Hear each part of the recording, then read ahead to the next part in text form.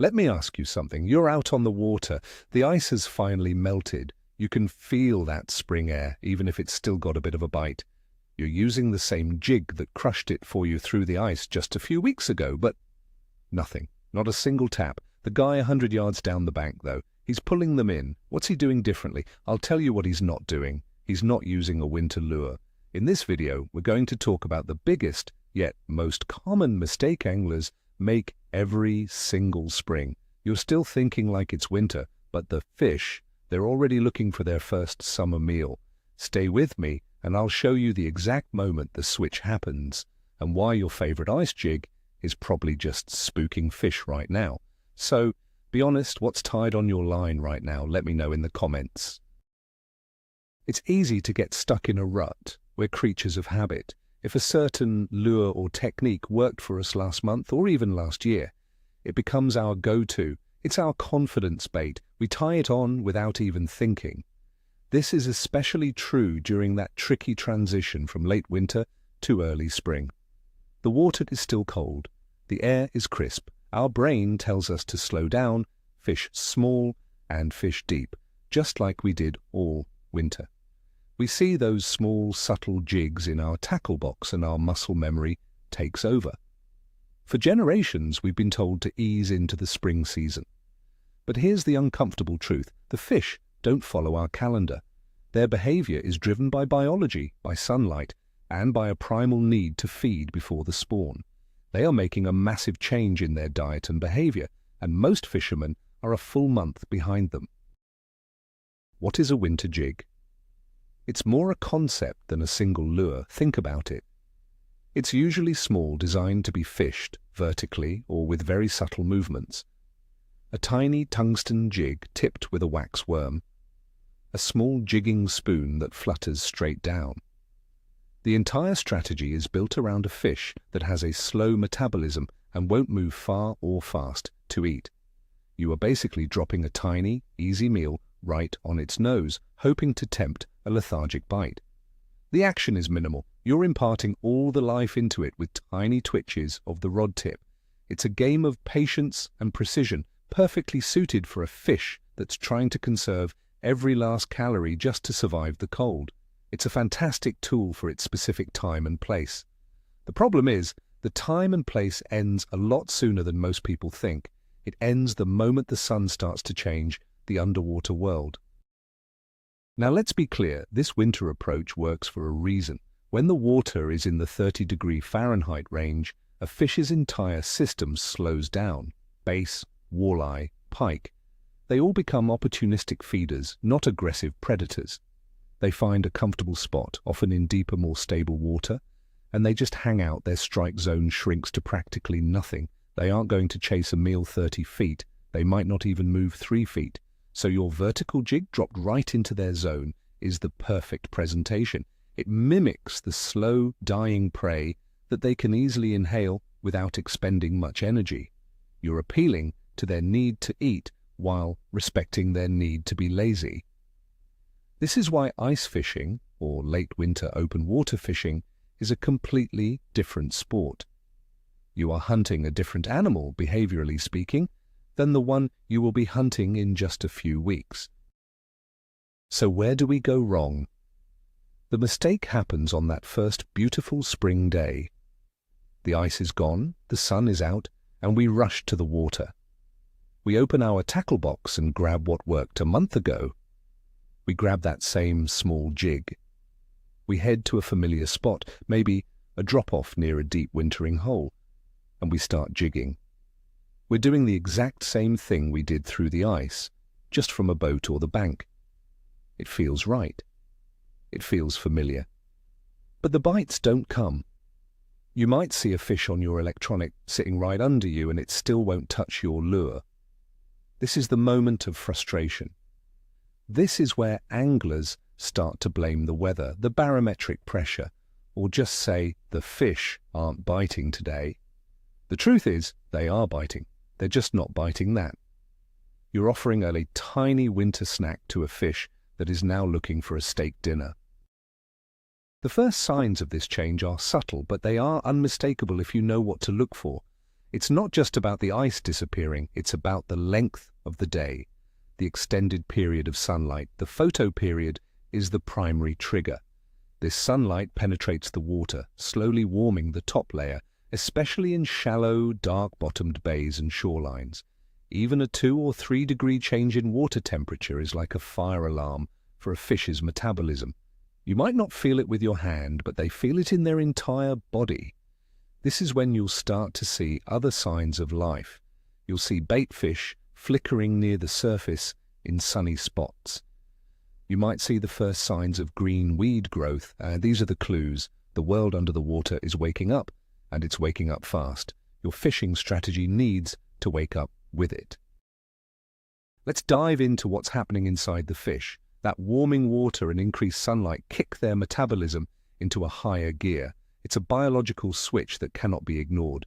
Their digestive systems start working faster, their energy levels begin to rise, and most importantly, their bodies start preparing for the spawn.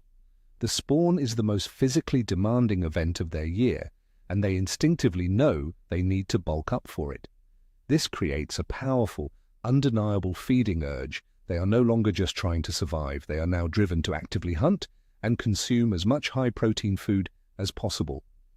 This is the pre-spawn feed, and it's one of the best times of the year to be on the water, but only if you understand the new rules of the game. They are no longer the sluggish, lethargic creatures of winter. They are becoming the aggressive predators of spring. So, what are they looking for now? They are looking for a substantial meal. That tiny ice jig looks like an appetizer, and they don't have time for that. They want something that gives them the most energy for the least amount of effort. Think about it from their perspective. Would you rather chase down 10 individual potato chips or one big sandwich? They want the sandwich. This means bigger baits. They're looking for prey that has some size to it, a 3, 4, or even 5-inch profile. They're targeting the baitfish that survived the winter, the young of the year perch, the shiners, the alewives. They are also looking for things that are just now becoming active, like crayfish crawling out of the mud. Your lure needs to match this new menu. It needs to look like a real meal, not a forgotten crumb from the winter table. Size is one of the first and most important adjustments you must make. The entire food chain is undergoing a massive shift. The forage base, the collection of prey that gamefish feed on, is changing its behavior dramatically. In winter, many baitfish are schooled up tight and deep, moving very little, but as the shallow water warms, they begin to move. They push up into those warmer sunlit areas to feed on newly emerging plankton.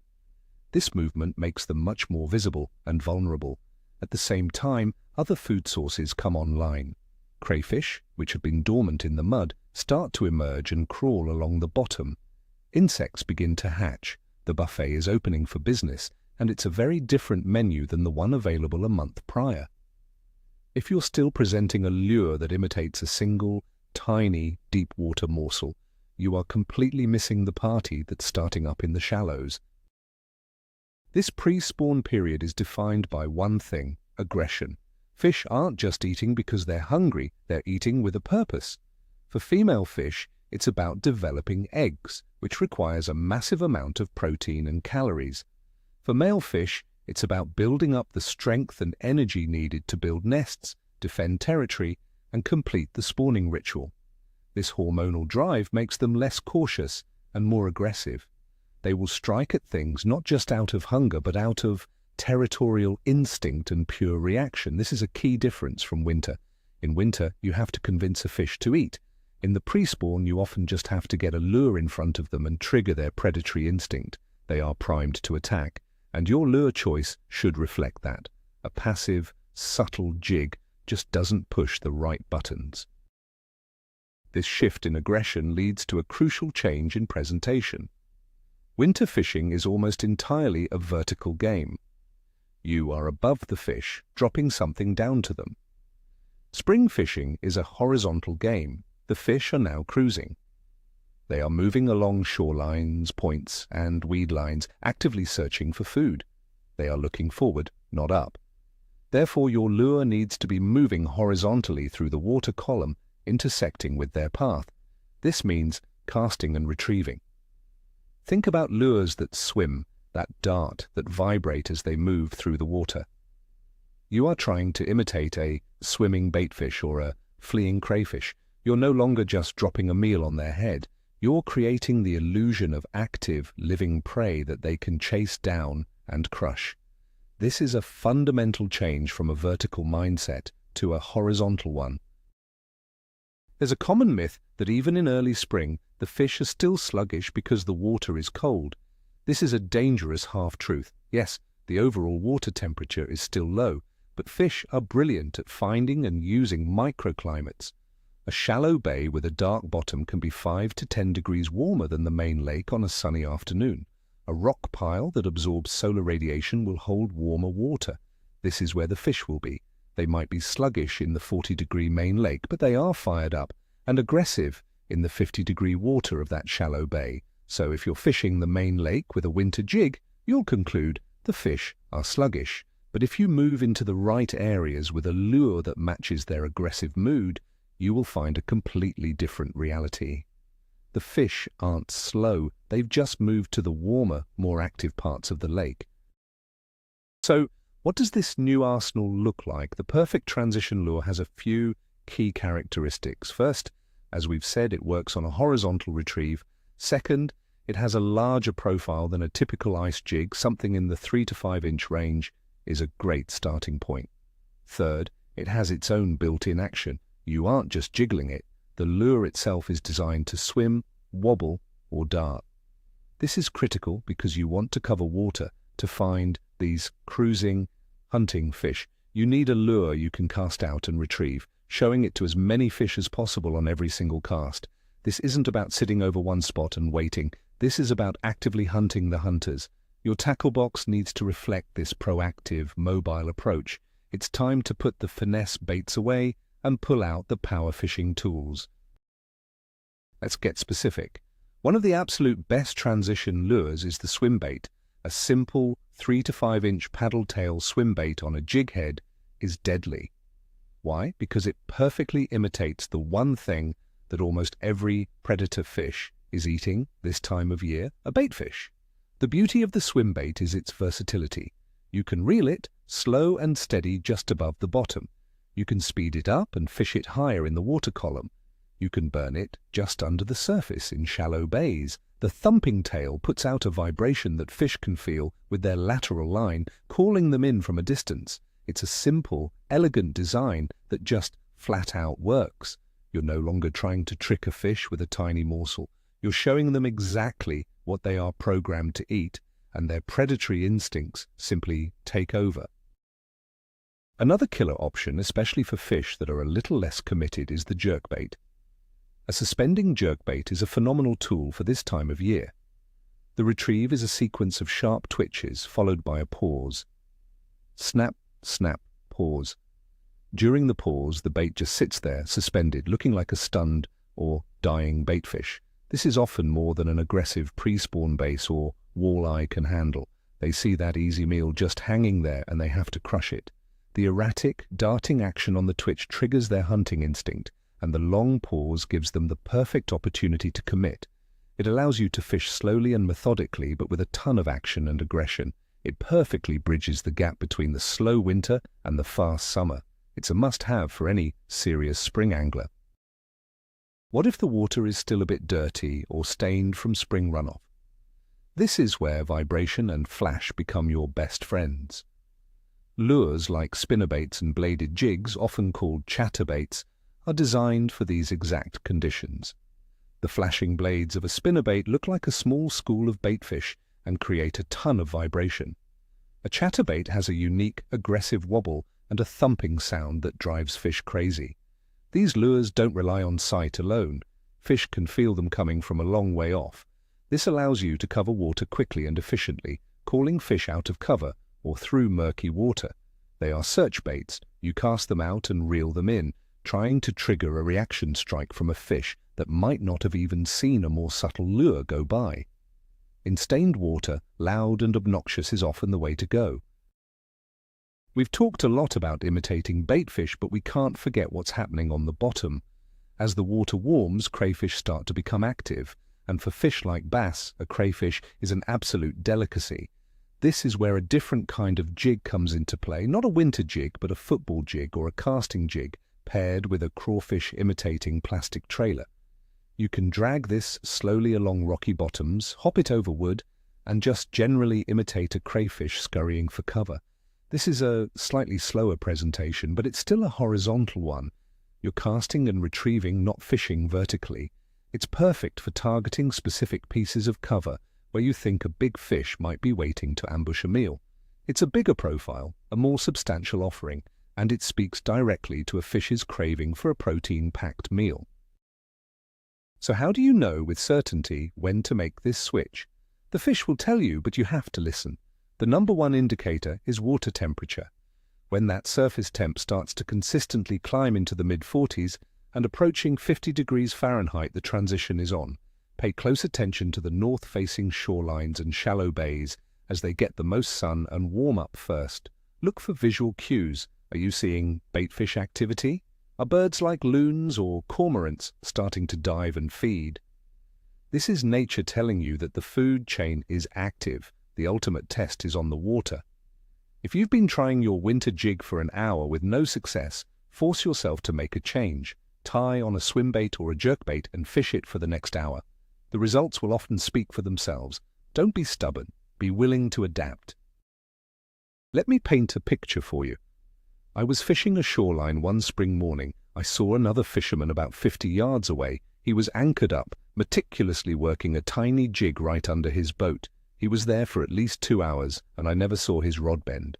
I started on that same shoreline, but I tied on a 4-inch white paddle tail swim bait. I just started fan casting the area, making long casts and slowly reeling it back. On my third cast, my rod loaded up with a nice 3-pound base. A few casts later, another one. I ended up catching 5 fish off that one small stretch of bank, while the other guy got nothing. We were fishing the same water for the same fish. The only difference was our presentation. He was stuck in the past, fishing his winter memory. I was fishing for the aggressive hunting fish that were actually there that day. Another critical adjustment is your speed. Winter fishing is all about being slow. Slow and steady, or even dead sticking, is the name of the game. But as fish become more active, they often respond better to a faster retrieve. Don't be afraid to burn that spinnerbait back to the boat. Try a faster, more aggressive cadence with your jerkbait. A faster-moving lure can trigger a reaction strike from a fish that might have just watched a slower lure go by. They don't have time to inspect it, they just have to react and eat it. You should always be experimenting with your retrieve speed. Start slow, and if you're not getting bites, speed it up. Then speed it up some more. You will often find a magic speed that suddenly starts getting you bit. That speed is almost always faster than you think you should be going in cold water. Color selection also becomes more important during this transition. In the dead of winter, under the ice, color can be less critical. But now, with more light and more active fish, matching the hatch becomes a real strategy. Take a look at the water. What color are the bait fish? Are they silvery like shiners, or do they have more of a yellow tint like perch? Try to match your swim baits and jerk baits to the local forage. If you know the lake has a strong crayfish population, then greens, browns and oranges for your jigs are a great choice. In stained water, brighter colors like chartreuse or fire tiger can help your lure stand out. But as a general rule, start with natural colors that mimic what the fish are actually eating. You're trying to create a perfect illusion, and color is a big part of that. Ultimately, this all comes down to a mental shift. You have to stop fishing based on your memories of winter and start fishing the conditions right in front of you. You have to trust that the fish are more active than the calendar or the air temperature might suggest. It requires you to put down your confidence baits, those trusty winter jigs, and tie on something that might feel a little too big, a little too fast, or a little too aggressive for the time of year. It's about breaking old habits. The fishermen who are consistently successful every spring are the ones who understand this transition. They are ahead of the curve. They've already put their winter gear away and have embraced the new season. They are not waiting for the fish to tell them what they want. They are already offering the fish what they know they're looking for. So let's bring this all together. The single biggest reason you might be struggling in the early spring is simple. You are fishing a season behind. You are offering a slow, subtle, vertical winter presentation to a fish that has already flipped the switch to an aggressive, horizontal, pre-spawn feeding mode. They are no longer hunkered down, they are cruising, they are hunting, and they are looking for a substantial meal. The aha moment, the real turning point, is realizing that the fish's calendar is not the same as ours. Their world changes with water temperature and sunlight, not with the date. Making this one change, putting away the ice jigs and tying on a swim bait, a jerkbait, or a spinnerbait can literally transform your entire spring from frustrating to fantastic. It's not about finding a magic lure, it's about understanding the fish and meeting them on their terms. Thank you so much for watching. If this video helped you look at spring fishing a little differently, hit that like button and consider subscribing so you don't miss our next videos. Now I have to ask, after hearing all this, what is the one winter lure you are officially retiring for the spring? Let us know in the comments below.